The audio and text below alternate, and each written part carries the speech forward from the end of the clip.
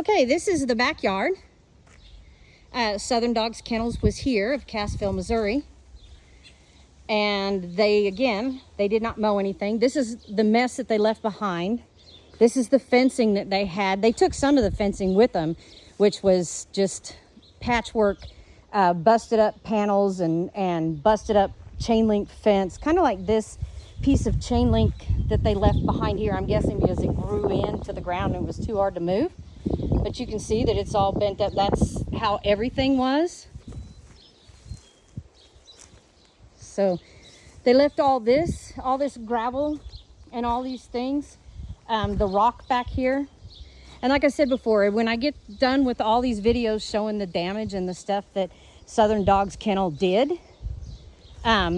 I will show you how the yard was before they moved in. Now, I did tell them they could put in a kennel, and I helped her get everything and build it because I thought they would take better care of it and be better people, but they didn't.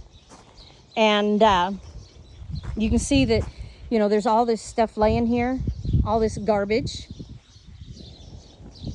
you know, and they left it. They expect us to clean all this stuff up, which, you know, we will. We have to. We can't leave all this stuff. We can't let all this insulation and things like that blow into other people's yards or blow out with the cattle, you know, with the cattle, and a cow chokes on her, gets poisoned from insulation. Plastic water bottles, which do not ever put plastic water bottles with your dogs. They can tear off hunks of that plastic and choke on it, cut their mouth. That plastic's really sharp, you know, when you get a bit into, and then the tops of them, they can choke on the bottle cap. So just, I know they make a lot of crinkly noise and stuff like that, but get yourself the actual toys that are made for dogs that crinkle and crackle, and don't use water bottles. Amazon has a whole bunch of these toys like that for like $1 a piece, and they work good. Just keep an eye on them.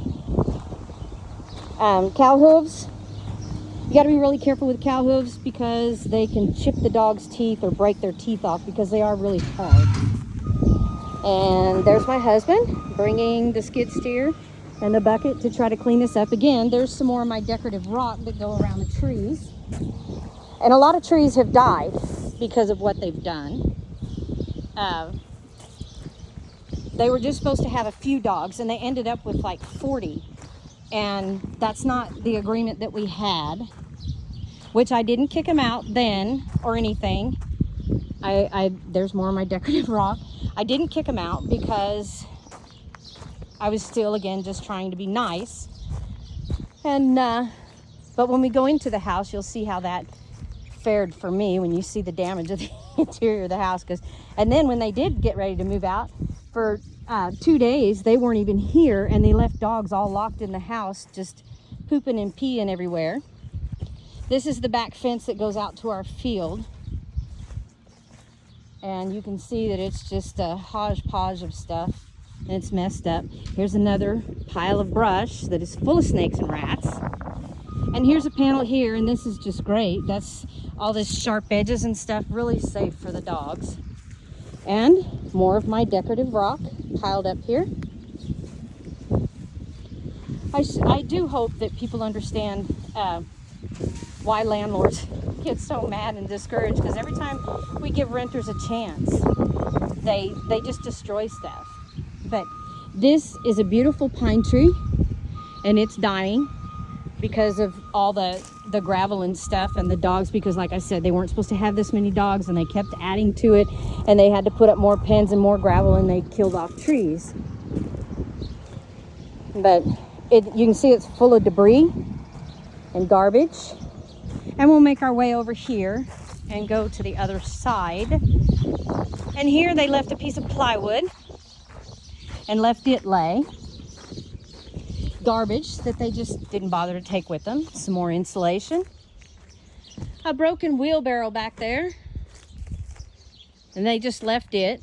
And then in here, instead of having dogs in a building, they put dogs out here. And then used particle board to put up there to try to make like a wind block or something. So they had no shelter, no air conditioning, no heat. They were just left out here. And a tub, more garbage and debris. They messed around and were poisoning the grass and different things like that, because it was easier to poison stuff than it was to actually mow or weed eat, and they killed the apple tree. So this was a beautiful apple tree. There was 2 of them, and one's on the other side, it was smaller, but yeah, there was 2 apple trees. And again, there's a bunch of decorative rock all along the back. And here's more decorative rock. Instead of putting up a decent fence to keep the dogs in and keep from harassing the neighbors, they just patched holes. Those are the decorative rocks around the tree. And there's some more decorative rocks that were around the tree. So you can kind of see they just did not take care of anything. They just tore everything up that they possibly could.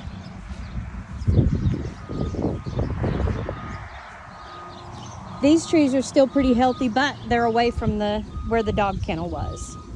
And I will say this, she moved in another building without even asking. Didn't tell us. They tore this up. It was a garden, a raised garden bed, and they tore this all up. Took dirt out of it for some reason. I'm not really sure why they took dirt out of it, but they did. And then they were dumping their dog poop over here. Instead of bagging it up and hauling it off, they were dumping all their dog poop over here. And I found out, and I made them stop it. And so they quit doing it, which, you know, it's so overgrown, it was really hard for me to see. But again, I didn't put a stop to things finally until they destroyed the house, which they had been doing that all along. I just didn't see it. And I should have known that they were doing that. Okay, I'm going to start a new video, and we will get back with you in just a moment.